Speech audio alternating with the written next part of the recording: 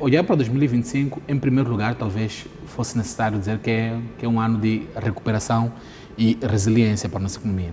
Surgimos de um contexto relativamente difícil, marcado por o ano de 2024, principalmente o terceiro e o quarto trimestre do ano 2024, que de certo modo também sustentou o comportamento da economia nos primeiros trimestres de 2025.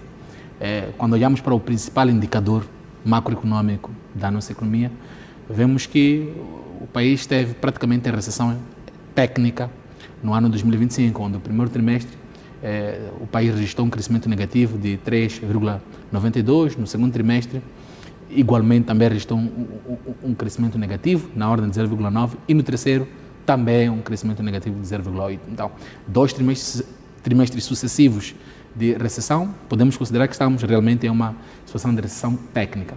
E olhando que todos os indicadores econômicos estavam naturalmente atrelados à condição do crescimento econômico, podemos dizer que foi um ano difícil.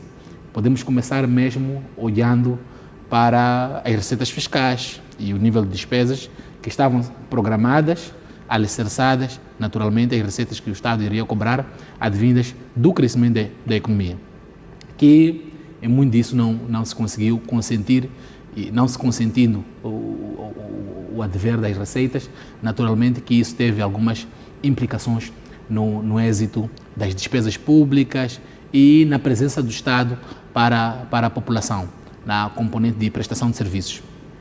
Não só na questão do crescimento econômico, podemos também olhar pelo lado monetário, que aliás talvez fosse importante dar uma nota positiva para o lado monetário. Quando olhamos para os indicadores, por exemplo, de inflação e da taxa de juros, podemos dizer que Moçambique é um dos países que melhor teve desempenho a nível da região, apesar do contexto. Daí a nota positiva para o Banco Central, que posicionou-se sempre numa posição restritiva em relação às taxas de juros para conter o nível de inflação, que poderia ser uma questão de preocupação para o ano 2025, principalmente admitindo que o país estava em um contexto de recuperação e as famílias vinham em um contexto de redução de renda porque estavam restringidas das suas atividades normais para o ano 2024.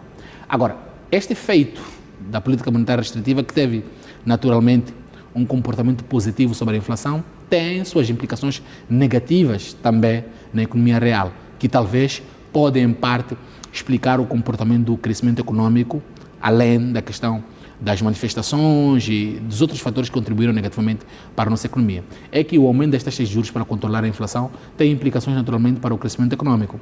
E se for olhar para os dados aos diversos setores, a economia em 2025 foi sustentada principalmente pelos setores de serviço, e o setor de infraestrutura. A área da indústria e comércio, que muitas das vezes alberga a maior parte do crédito, sentiu-se, entre aspas, ressentida com o efeito da política monetária. Podemos considerar de forma direta o efeito que houve, naturalmente, do contexto político e econômico de 2024, mas também o comportamento da política monetária com taxas de juros um pouco acrescidas teve implicações sobre o setor da indústria e o setor do comércio. Apesar de haverem, naturalmente, pacotes econômicos que foram distribuídos pelo governo no contexto da recuperação econômica, mas, em geral, o crédito à economia para esses setores foi realmente em um contexto de taxas de juros um pouco altas. Podemos dizer, sim, os dados do Banco Central revelam que houve um crescimento do crédito à economia, mas não sustentável ou não suficiente para sustentar o nível de degradação que o setor da indústria e do comércio teve. Em termos de panorama geral, o que podemos dizer é que os indicadores estiveram em um contexto de recuperação.